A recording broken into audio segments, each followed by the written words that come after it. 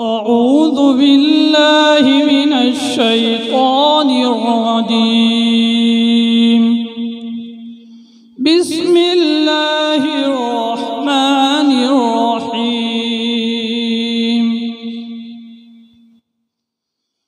وإذ قال إبراهيم رب اجعل هذا البلد آمنا واجنبني وبني أن نعبد الأصنام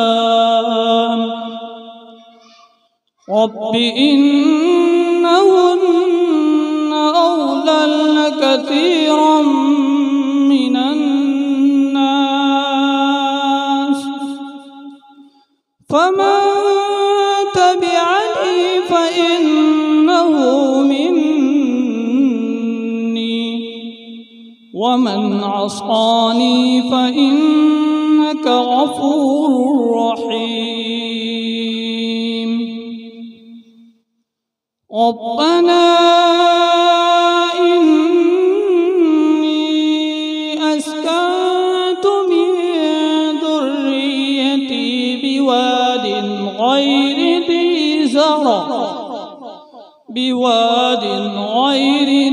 زرع عند بيتك المحرم ربنا ليقيموا الصلاة فاجعل أفئدة من الناس تهوي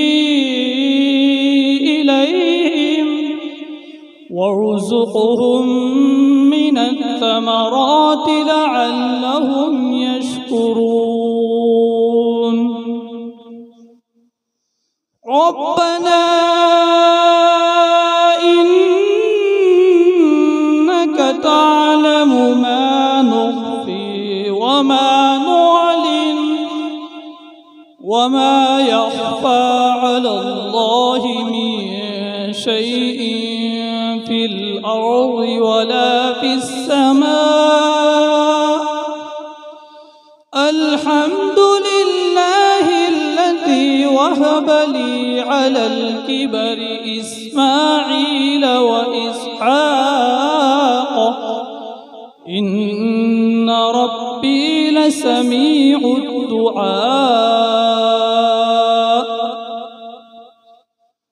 رب اجعلني مقيم الصلاة ومن ذريتي ربنا وتقبل دعاء. ربنا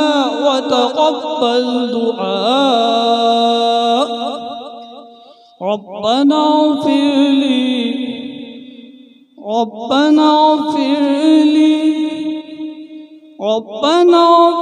لي ولوالدي وللمؤمنين يوم يقوم الحساب.